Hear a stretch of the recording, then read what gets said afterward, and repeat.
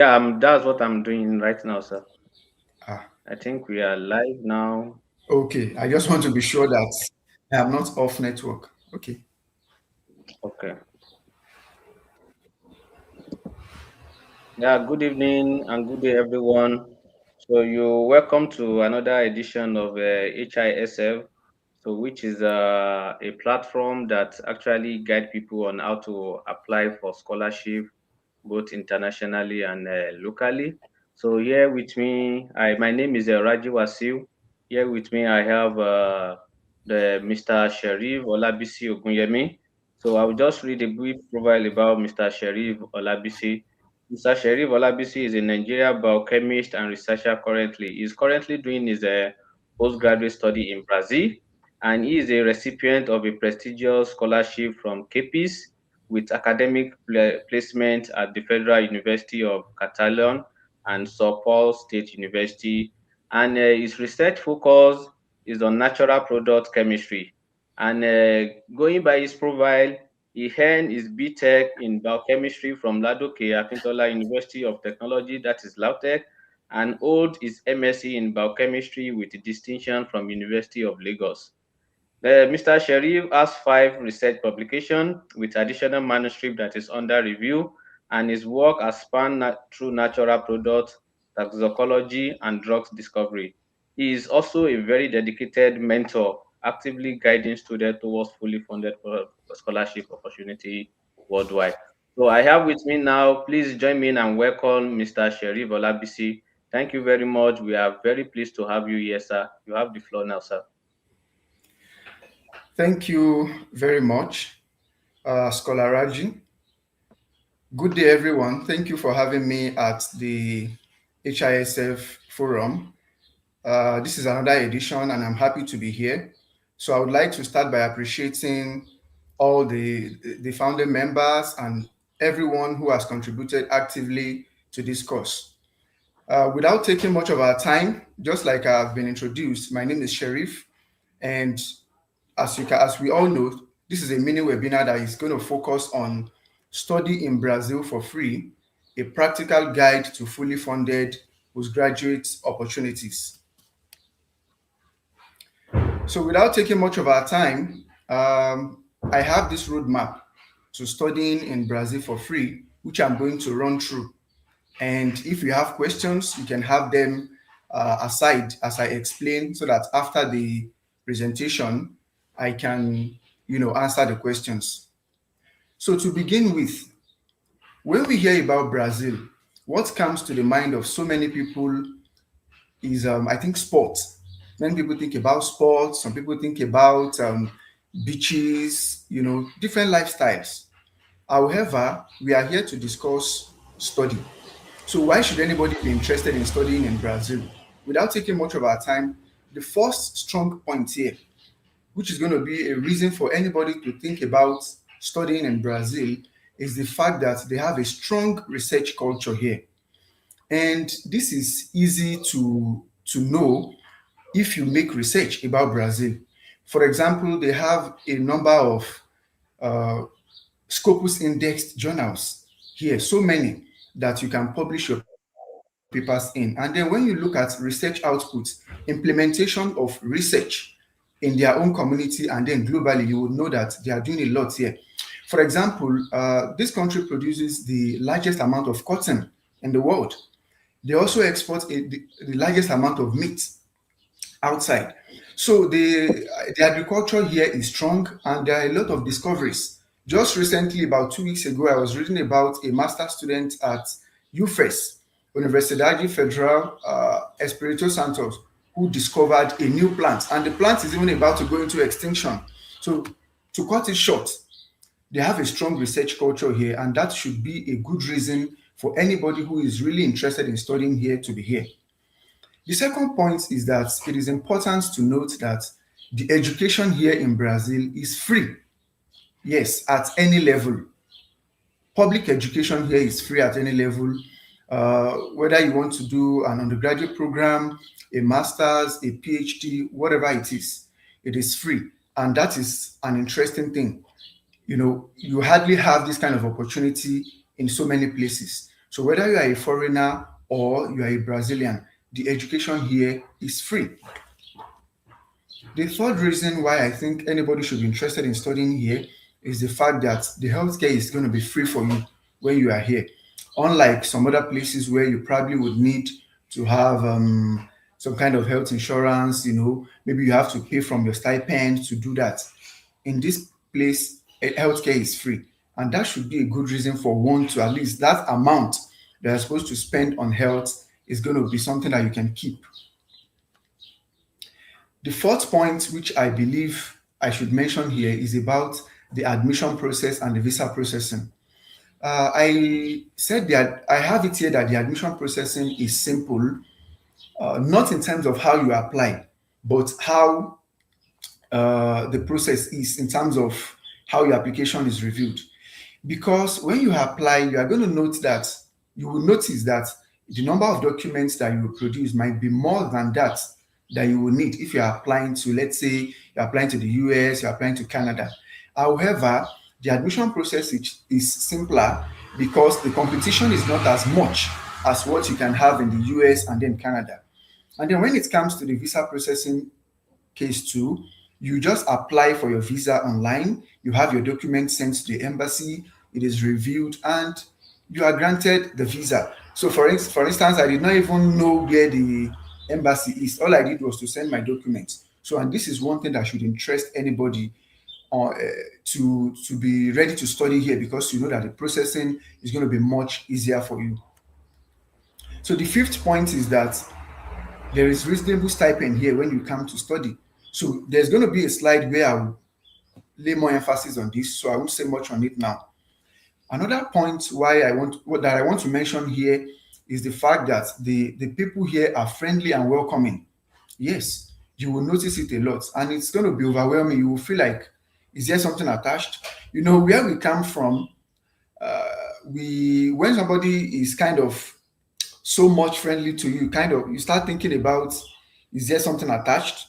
But that's not the case here. They are just so friendly and welcoming. Another point is that the living here is affordable. So the stipend you get is enough for you to live comfortably. For example, the stipend for the masters is more than 500 reais when you compare it to the minimum wage here in Brazil. So I think it's a good thing to mention too. So you can also have access to free or reduced transportation costs depending on the school. Sometimes it's free. For example, in my school, transportation is free for you to and fro from the school. So then in some other cases too, you might be able to have access to a reduced fees when you are moving from one city to the other as a student. Another point is that there is free or reduced meal costs in most of the universities here, which is something good. For example, in my own university, it is even free. It is not reduced, it is free. So, and that makes it an interesting thing. Another point why I think somebody can be here to study is about the language. So this language part, I'm going to talk about it in two ways. The official language here is Portuguese. So that means if you are here studying in Brazil, you have the opportunity to learn a new language. And it will interest you to know that this country has over 200 million people. So that means if you learn a language that over 200 million people speaks, it increases your chances of collaboration even after the program. If you go back to your country, you want to still continue to do research and all that. There are also some other countries that speak Portuguese, like Portugal. That gives you an advantage of a new language. And secondly, as an English speaking person, when you come here, you have that opportunity to learn easily, because when you go to the library, for instance, you're going to find so many textbooks, of course, will be in Portuguese, but you find some textbooks in English, which makes it easy for you. And then the fact that English, technically is like the language of science. So it makes it easy for you when you come here to easily interact, to learn. You take your exams in English. Even if some of your classes are in Portuguese, there are ways around it. So these are the reasons why I believe somebody should study in Brazil. Another one is that the applications there are free. most of the schools have free application. There are some schools where you might have application fee, and in cases like that, it's not something that is not affordable. So, but for most of the applications, you don't need to pay any. I did not need to pay any application fee to have a number of admissions here. So, which I believe it's something that should interest anybody and make them interested in studying in Brazil. So, the next thing I would like to discuss will be I want us to understand the Brazilian postgraduate system and scholarships so that if you have a better understanding, we will know how to prepare. So the first point here to note is that Brazil has 2,595 higher education institutions spread throughout the country. And this can be in four categories. You have the universities, you have the federal institutes, you have the university centers, and then you have colleges. All of these have some level of postgraduate programs that they offer, meaning that there are so many options out there, so many schools that you can apply to, and which is something you should know about the Brazilian postgraduate system. The second point is that the programs here at the postgraduate level are in two parts, or can be divided into two parts. We have the lato sensu program, which are basically the professional programs like specialization programs, MBA, and the likes. Then we have the strict sense program, known as the stricto sensu. So this is the academic program that many people, of course, the audience now, I believe this is the program that most of you would want to apply for, master's and PhD by research.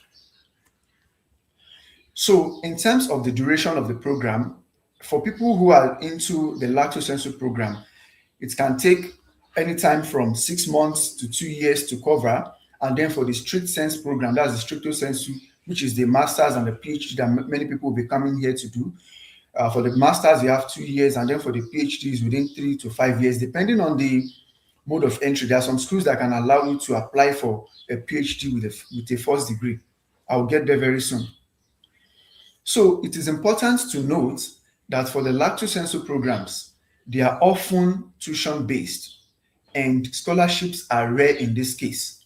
It is not impossible to get a scholarship here. However, scholarships are rare, so it is important to note all of these points.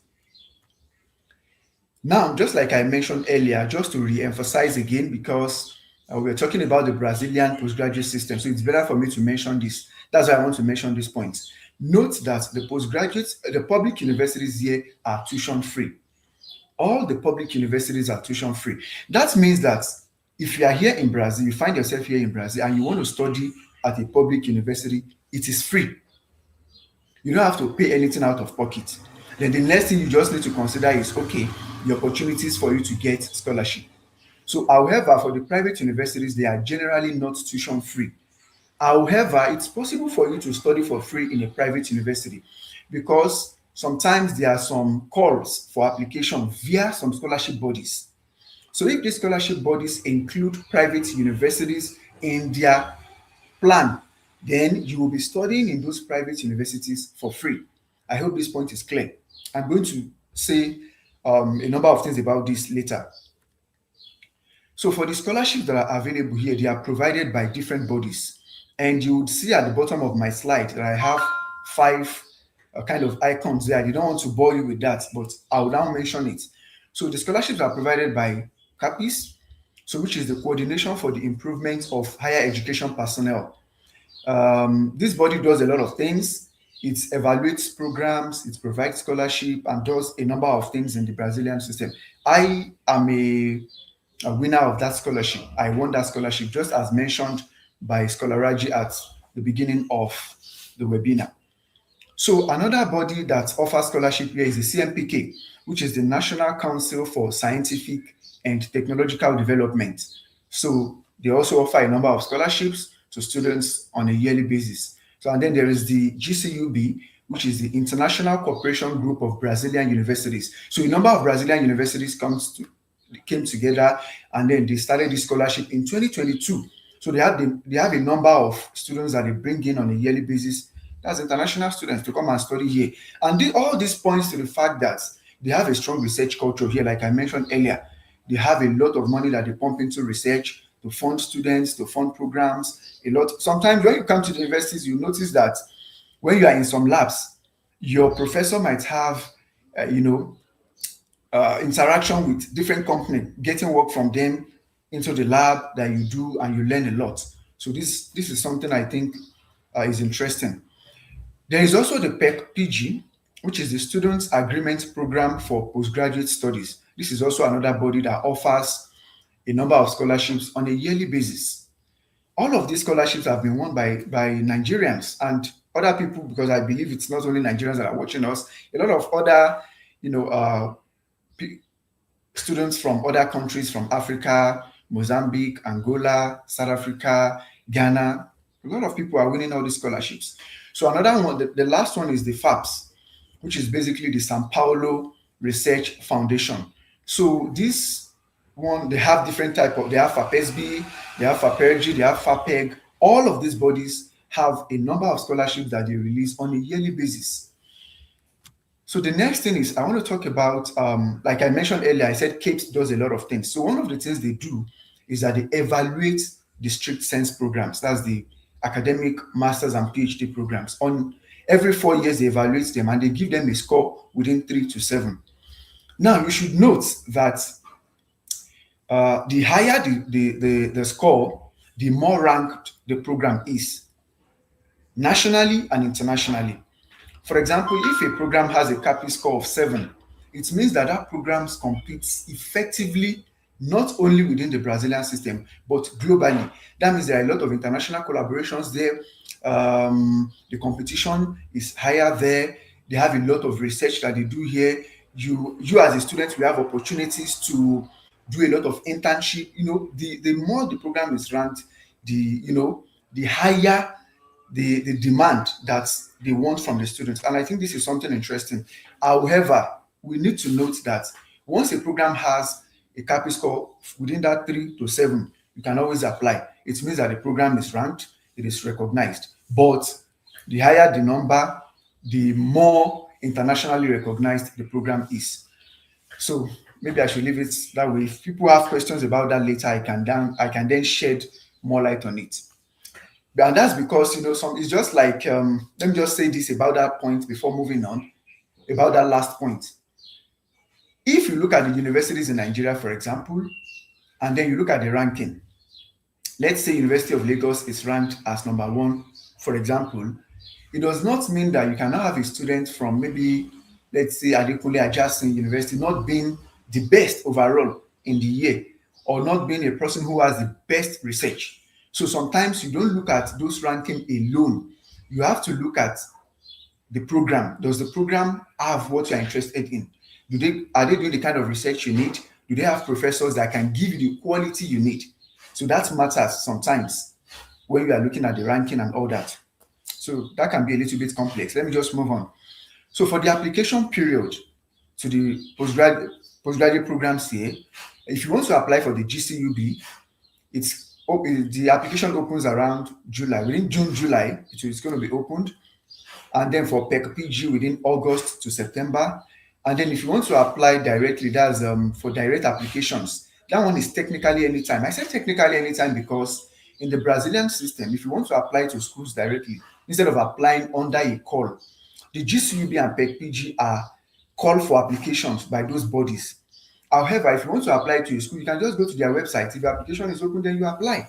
But this is how it works in the universities. If you want to get in second semester, you apply in first semester. If you want to get in second semester, you apply in first semester. So the first semester runs from March till around July, August. And then the second semester runs from around August till December. So technically, January and February used to be like free holiday period for the students. Now, if you want to get in second semester, that means you apply first semester. For instance, as we speak, there are a lot of universities with ongoing application for second semester entry.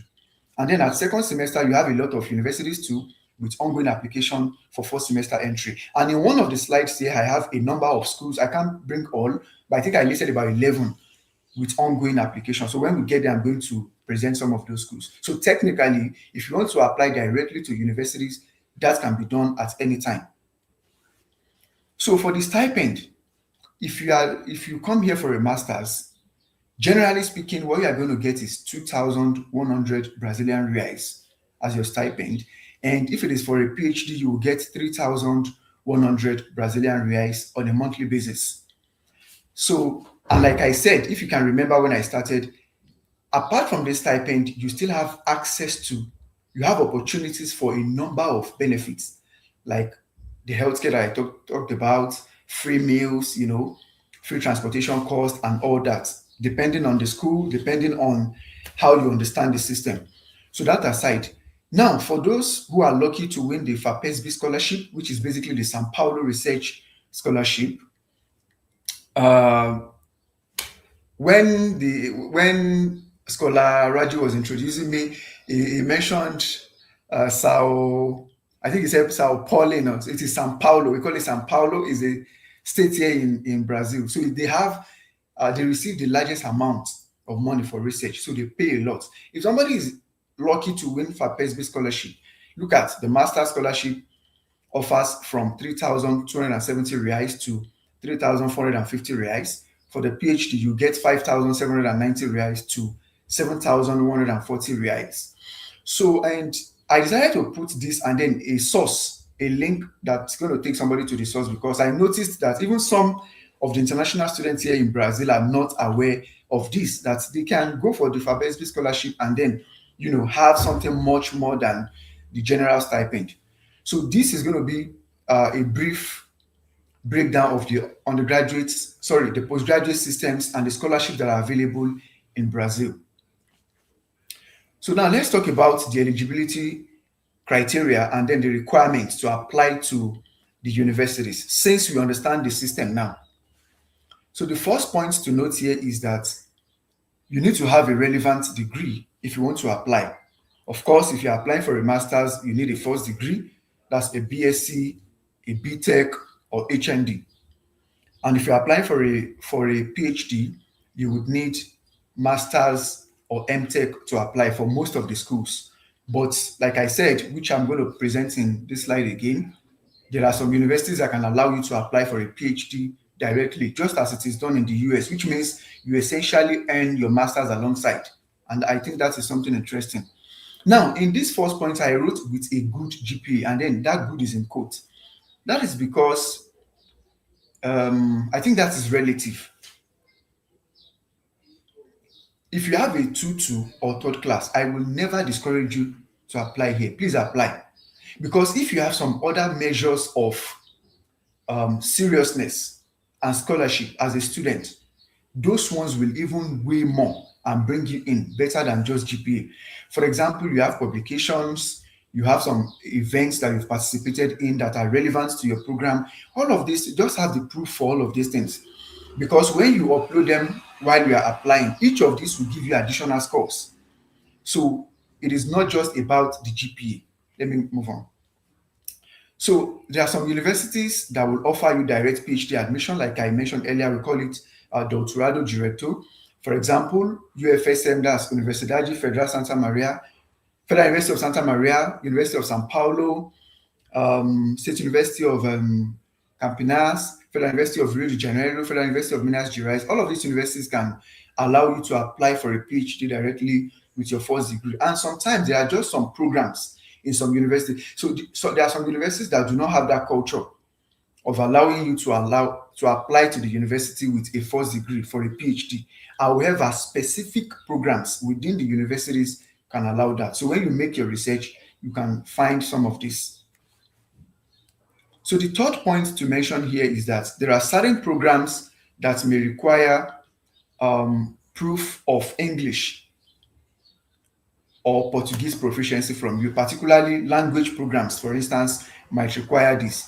And for some other programs which are generally not language-based, if they require a proof of English, it will generally be sufficient for you to upload your English proficiency letter from your university. I believe many of us will be used to that. Apply to your university to get a letter that says that, okay, you studied in English and something like that, and then you upload it while you are applying. So when you do that, it's going to be sufficient. So, but in some cases, very few cases where they specifically ask you to submit an English test, then that means you will have to take an English test. But note all of this. And then here it's important to mention that in some cases, the program you want to study might have Portuguese as the only method to deliver the classes and all that.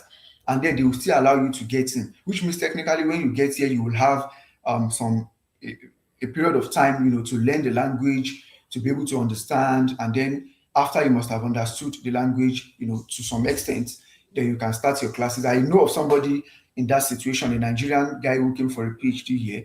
He studied the language for a while, and then he's having his classes now, and they're allowing him to even take his exams in English.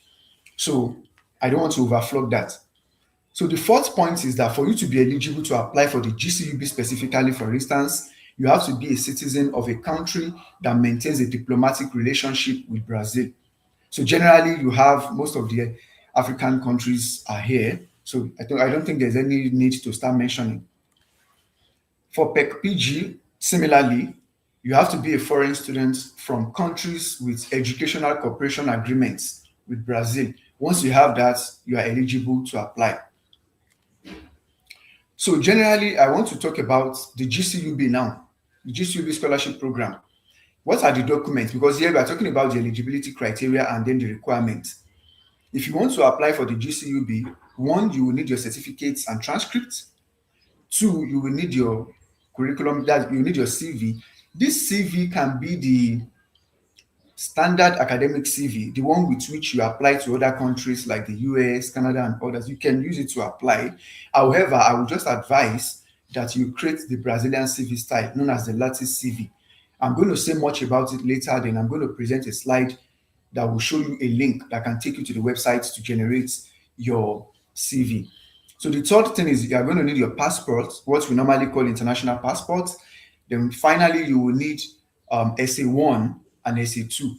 So the SA1 is basically a motivation letter, just like a statement of purpose. The instructions to follow to write it is always written there. Therefore, the SA2, you have the research proposal. The instructions to follow will be clearly stated in the selection notice. It's a call, just a number of pages. When you read it, you understand what you need to do. And then, technically, this GCUB application is like a 5-in-1 application. So why did I call it a 5-in-1 application? It's because when you apply on the website, you have the opportunity to choose 5 universities within the application. So for example, when you look at because when the selection notice is published, the process is going to be explained, the number of universities participating will be mentioned, and the courses that these universities are offering will be there. For example, let's say that I have a first degree in economics and I want to do a master's in economics here. So, and then there are 5 universities that I found there with masters in economics. I can select those 5 different universities, and then upload a unique SA1 for each one. That's what I advise people to do. Let your motivation letter be unique for each one, because you have the place where you can upload it. Upload SA1 for school 1, SA1 for school 2, SA1 for school 3. You do that. And then if your research proposal, for example, happens to be something you can do in all the universities, that means technically one research proposal will be sufficient for you. You just upload it all through. But if you are somebody who wants to change research proposal, that is also possible. So in a nutshell, you are applying for the GCUB scholarship, but you have the opportunity to choose 5 universities within the application. So the second scholarship that I want to mention is the PEC-PG scholarship. So if you're applying for the PEC-PG scholarship, you need these documents on the slide. One, you need a declaration of employment relationship. So this is basically like a letter that talks about whether you have an employment or whether you do not have an employment. Just a formal document, you have it uploaded. And that is because the program has to know if you are really somebody who can come, when they give you the offer.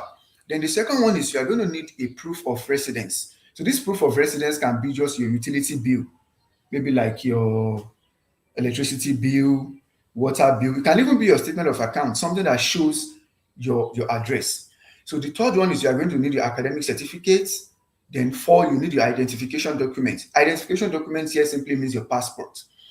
So then you need a lattice CV. So specifically, if you're applying for the PEC-PG, there is no option. You need the Brazilian CV style, which is the lattice CV. In one of the slides, I'm going to talk more about that. Then you need your academic transcript, another document. You also need an academic memorial, which is a summary of achievement. See this as a motivation letter or a statement of purpose, because the instruction is just something like that.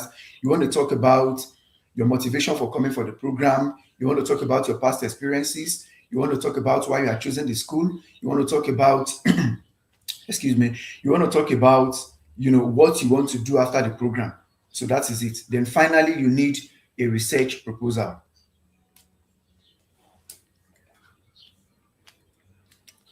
So in the case of the PEC-PG, it is a 2-in-1 application. For the GCUB, I mentioned that it is a 5-in-1 application, meaning you can choose 5 universities within the application.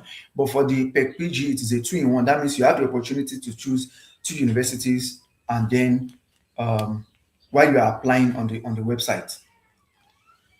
So if you are applying directly to universities, these are the documents that you will need. Not all, but you will need some of these documents. So the first one is your valid passport. The second is your certificate and transcript. The third will be your Brazilian CV style, which is the lattice CV.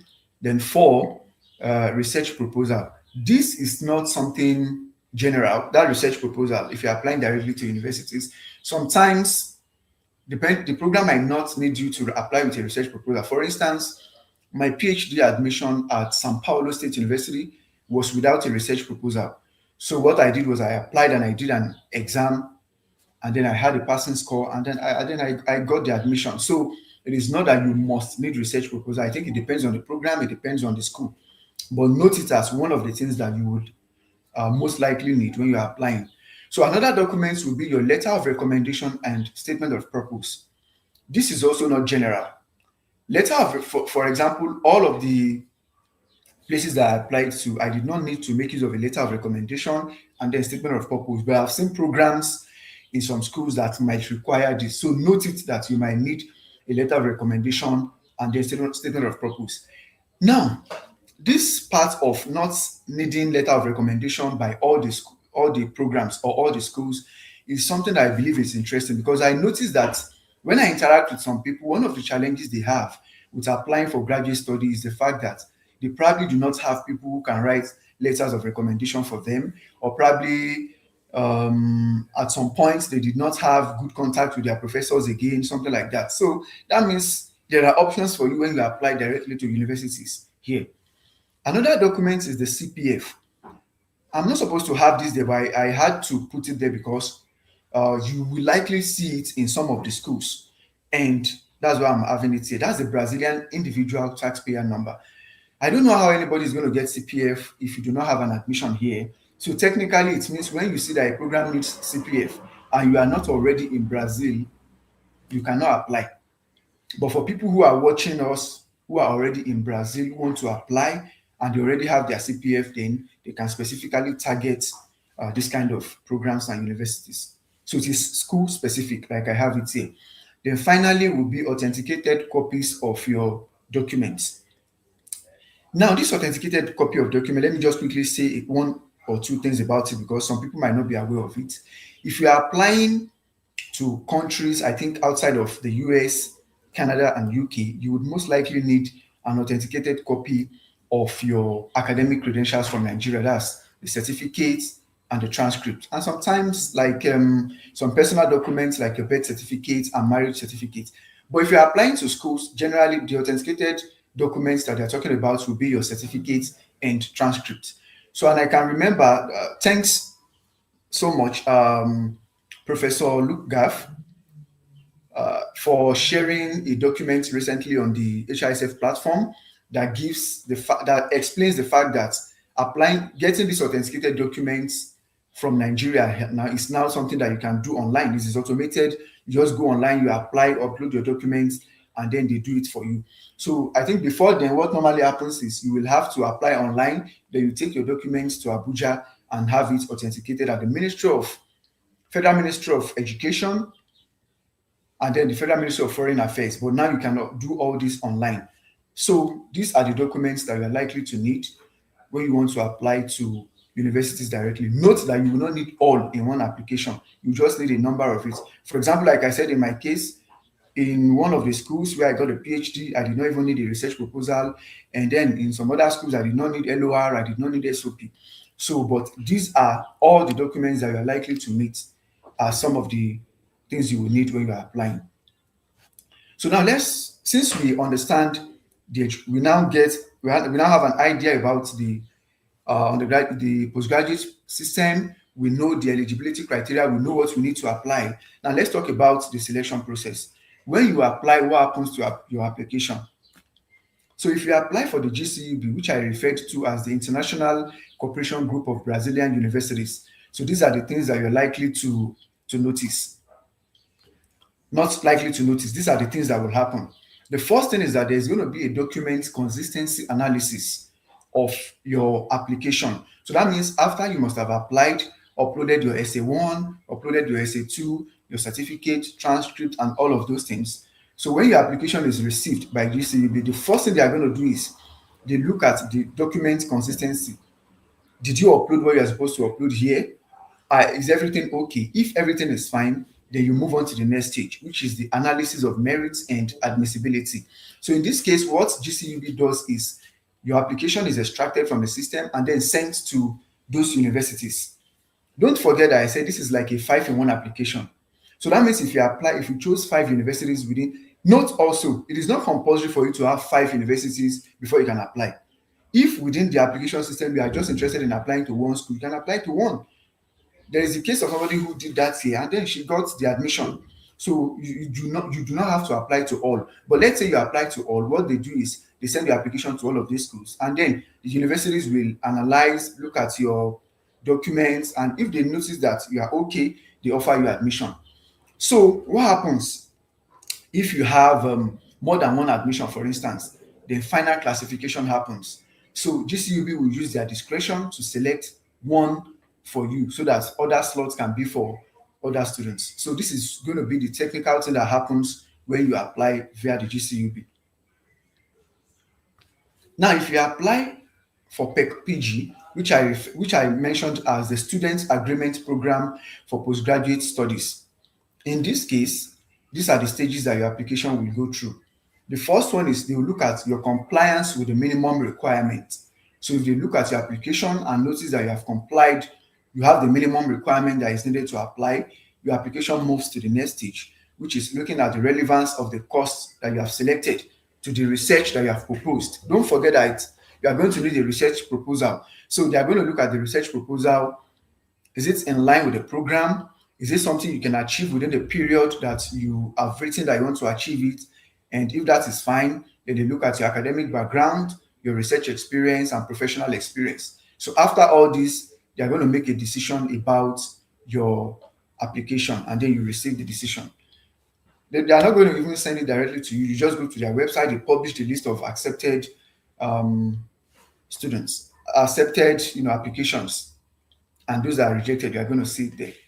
So if you apply directly to universities, these are the stages that happens. One is that when you apply, it is called registration here. Your registration can either be approved or rejected.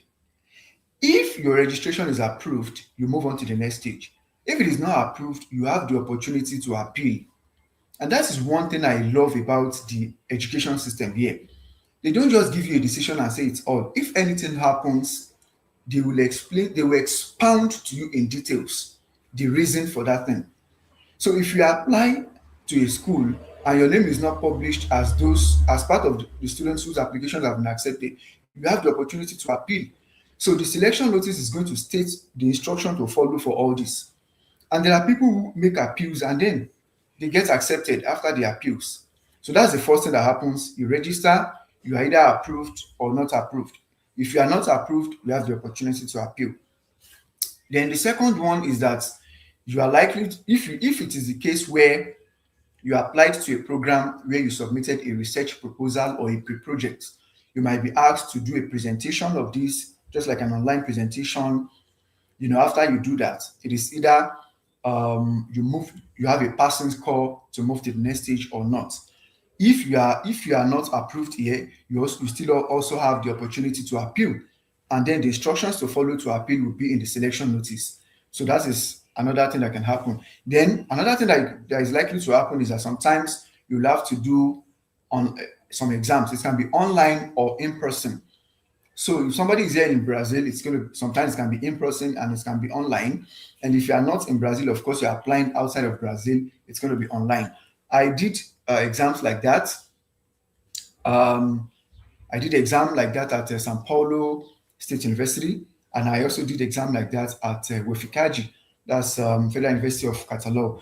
So it's you just do an online exam and then you submit. So there are different ways to. Sometimes it can be like a platform where questions are displayed, you answer, you have your video on, and then and sometimes it can just be like they send you the question, they send the question to you, and then you just set up your system. They can look at you while you are doing it. They have different ways. There is no one method that all the universities use. But technically, when you do your online exam and you do not have a passing score, you still have an opportunity to appeal. Like I said, for every of the stages, you can always appeal. So the next thing that can happen is that they are going to access your curriculum scoring table. So this curriculum scoring table is basically like a document that will be within the selection notice. So in most of the cases, they will give you, they will list a number of things that you should have, and then they will give you columns where you can fill the scores. For example, let's say you have a first degree relevance to the program you want to do. That can be like a score of 10. You will put it there, score 10. Maybe you have a research publication, maybe per publication that is a 3 marks, and then you have like 3 times 5, 15. All of those things, there's always a curriculum scoring sheet for most of the schools. For some, you might not see that. So when you fill the curriculum scoring sheet and you submit, if you have a passing score, you then move on to the next stage. Then another thing that can happen can be like an oral test, interview, or English proficiency test. So all of these stages will have appeal. Note that when you apply directly to universities, I'm not saying all of this will happen. Sometimes 1 or 2 of it will happen. Sometimes 3 will happen, just something like that. All these are all the things that you are likely to face. You face 1 or 2 or 3 of it when you apply to universities directly.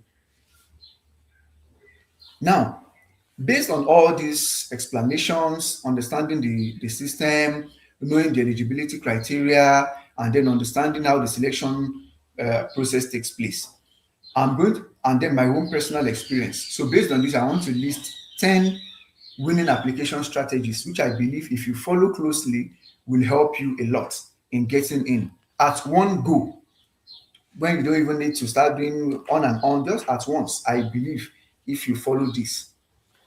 Now, the first point here is that anybody coming for a postgraduate study should know that postgraduate studies are basically about research.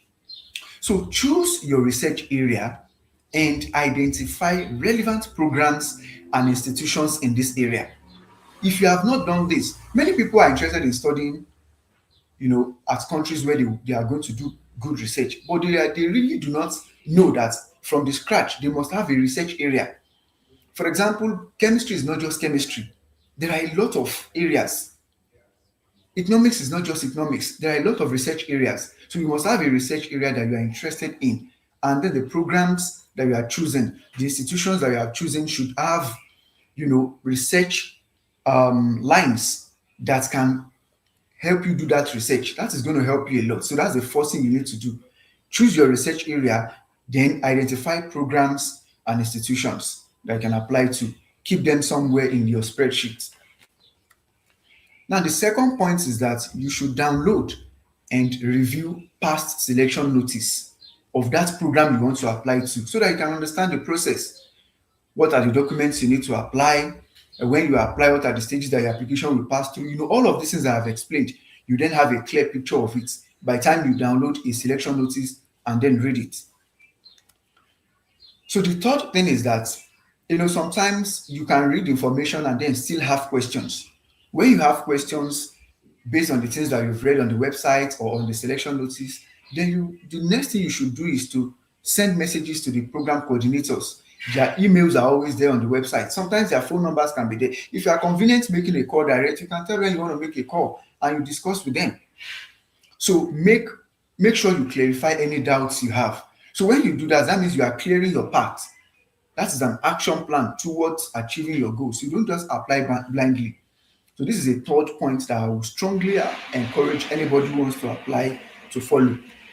Then the fourth one is that after you must have identified programs, you have professors, you have research line, it is a good thing to send cold emails to professors. So that when you send emails to them, some of them can say, okay, let's have a chat. It's not a chat, it's like a mini interview. During that chat, you have to tell them about what you are interested in, what you can do. The interesting thing about coming for postgraduate program is they do not expect you to know all. If you know all, then what's the point applying? So the little you know, even if it is just your undergraduate project, package it well, explain it. This is what you have done, this is what you got, this is what you're interested in doing. That is enough.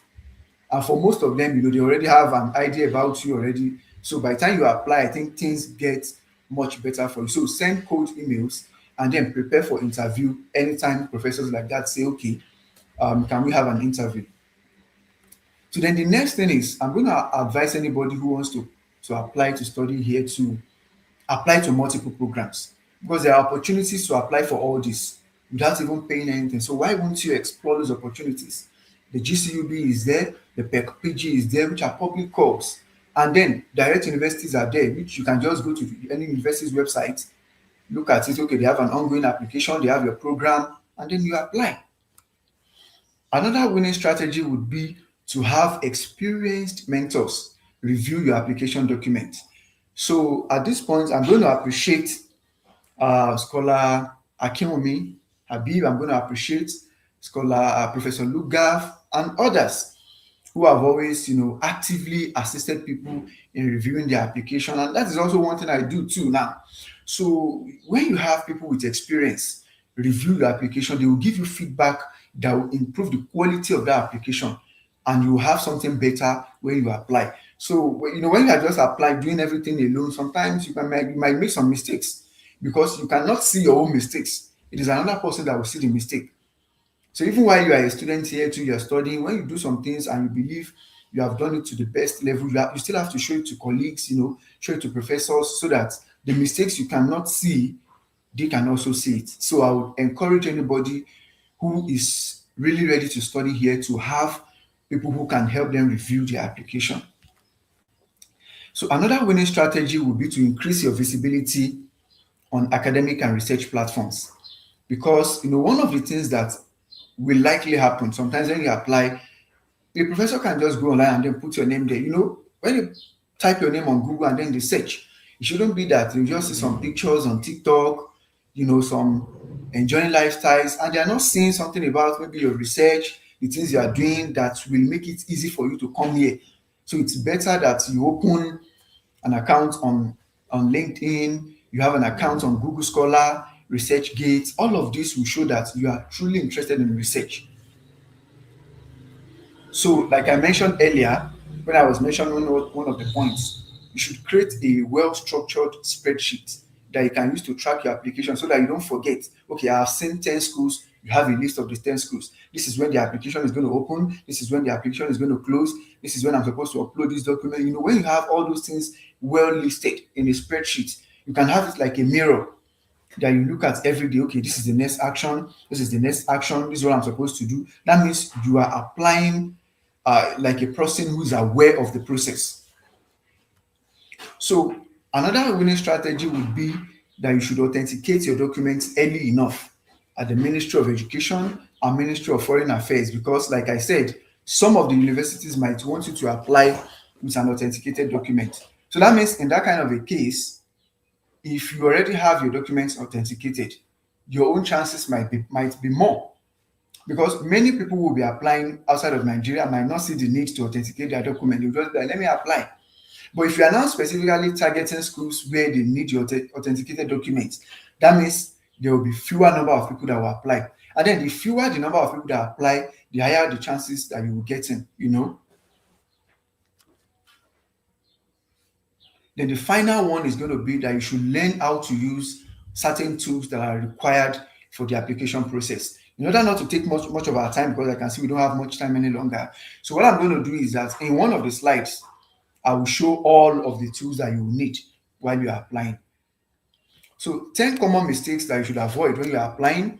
Number one is that you should not submit an incomplete lattice CV. This is something that happens to a number of people. Secondly, is that some people submit an incomplete curriculum score sheet. The one that I was mentioning, that you need to have scores for some of the things you have achieved in your CV. So note all of these when you are applying. Make sure that all your documents are complete before you submit them. Then the third one is that some people fail to attach the supporting documents for the claims they have made in their lattice CV. For example, if you say you have attended a conference, you did a particular seminar, you have so and so publication, evidence of all these things have to be put together while you are applying, and you have to upload it. So if you do not do that, that might be a problem when you apply. It will be a problem. So the fourth point is submitting a weak research proposal. Of course, when you reach out to mentors who have experienced in all of these things, they can tell you what you need to improve and all that. Number five, ignoring deadlines and selection timeline. Once you have your spreadsheet, you can easily track the process. Number six, failing to obtain a letter of acknowledgement of supervision when required. Sometimes when you apply to some program, very few programs, specific programs, they might say that you need a letter of acknowledgement of guidance from the professor that you want to work with while you are applying. So what that means, technically, before you apply, you need to send a cold email to the professor, have an interview with the professor. If the professor is fine with you, the professor can then give you the letter, then you upload it while you are applying. Giving you the letter does not mean you are automatically here. It means that the professor acknowledges the fact that you want to work with them, and then if you get in, they already know you, they are ready to work with you. Then another thing is submitting a generic statement of purpose when a statement of purpose is required. So this is also going to be a problem for your application. So ignoring language requirements can also affect, is one of the things. Some people just apply without looking at what is the language requirement for this program. So that's why you need to have clarity about all these things before you apply. So some people also focus only on public calls. That is, they just apply for GCUB, apply for PG, and they sit somewhere. No, look at the direct universities, apply for all of these things. Since you have the opportunity to apply for many of them for free, do that to increase your chances. Then finally is that there are some people who treat interviews casually. Whether the interview is the one slated for the program after you have applied, or the interview that the professor you sent an email to says, okay, let's have a chat. Take it seriously and prepare well. So like I said in one of my slides, I'm going to mention the beneficial websites and links that we need when we are applying. So one of it is that, when you go to the website, it's going to be in Portuguese because the official language here is Portuguese. Excuse me.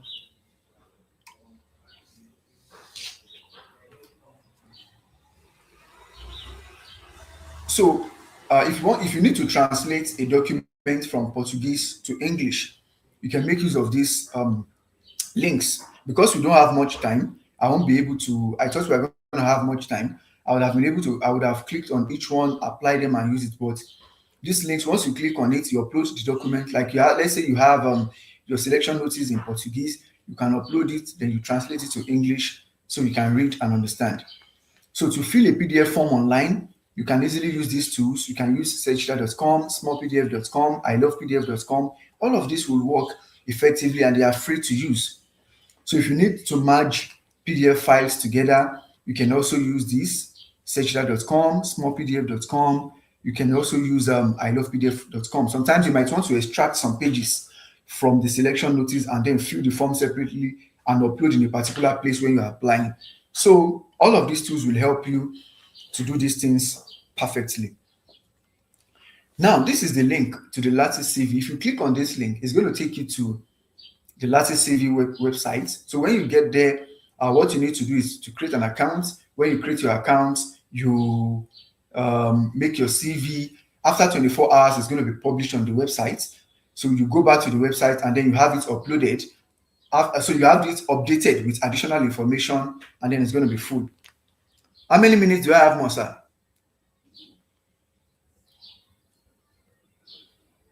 Actually, I was told it will be a 40-minute webinar, but I think we've used more than 40 minutes.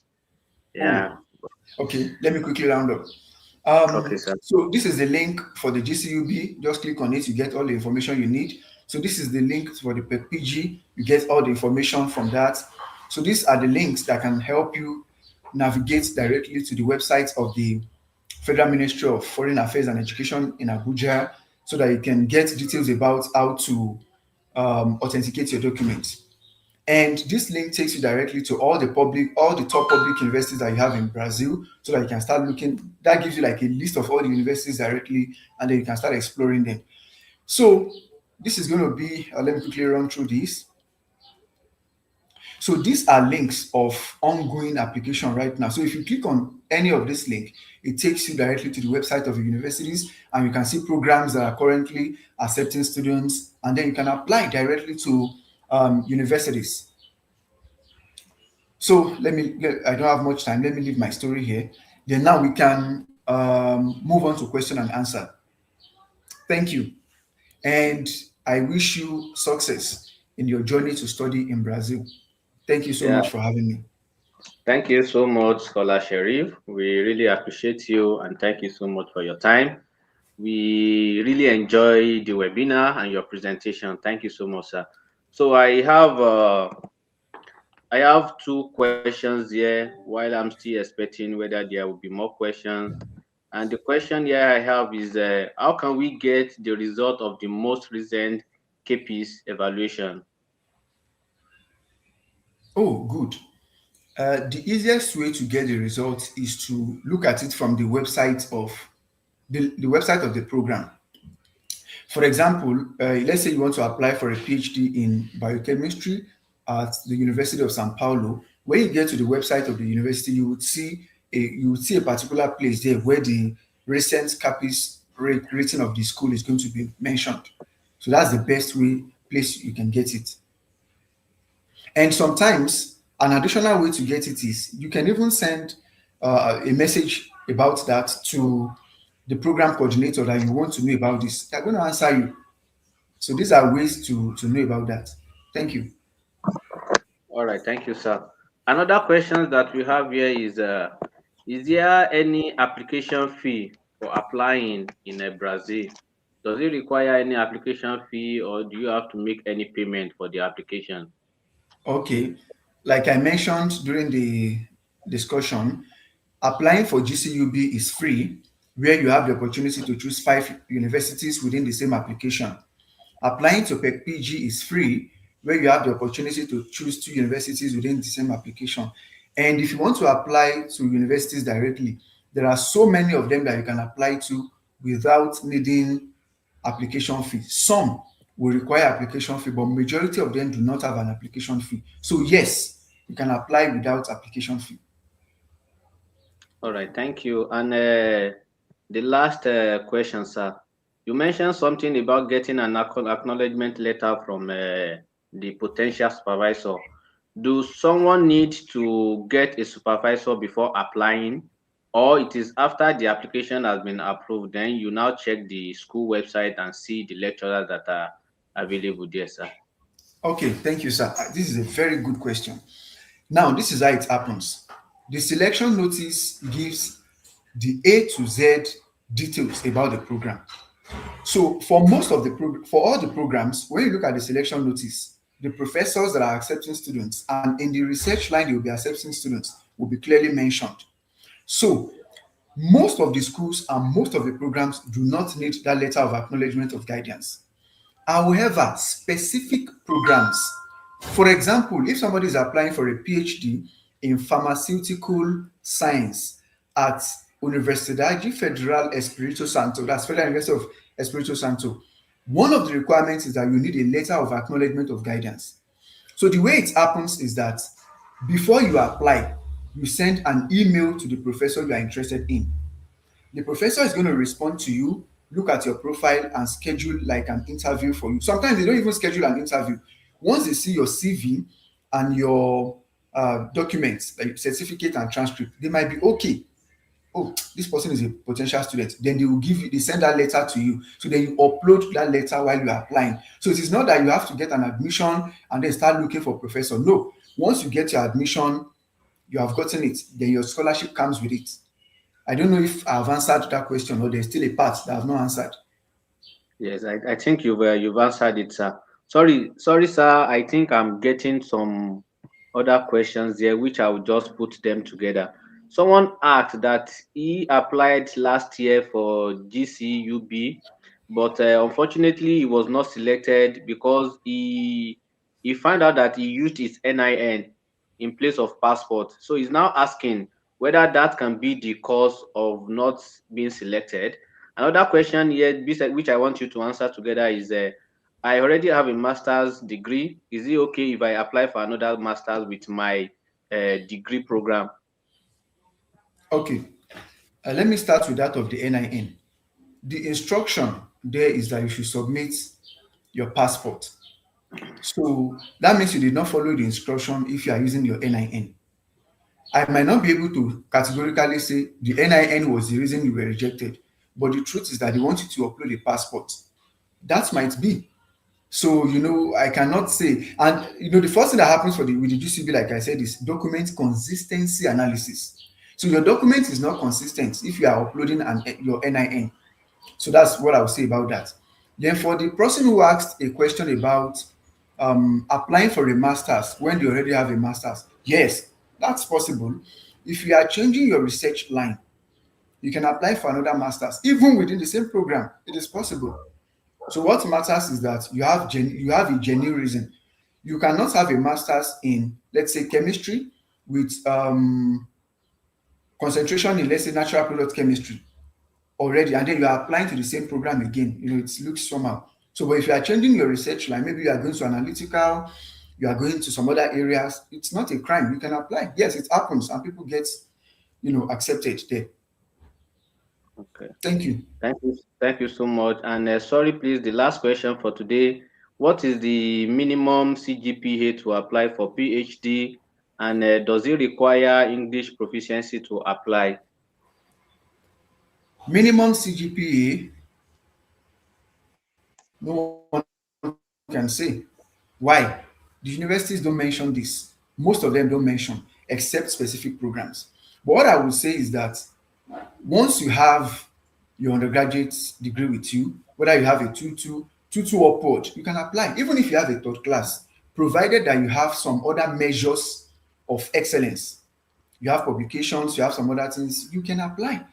This program applying here is not CGPA based. I understand why this question is coming up, and that's because there are some countries and some schools in many places in the world that one of the requirements is the GPA. Once you don't have it, you are off. That is not the point here. So whether you have that or you don't have it is not a problem. You can apply with whatever degree you have. And once you have some additional things you can put together. Sorry, sir. The second question you had, it was two. Yeah, it's about English proficiency. Okay. English proficiency is not a general requirement. In my case, I did not need any English proficiency for all the schools that I explored. Note that.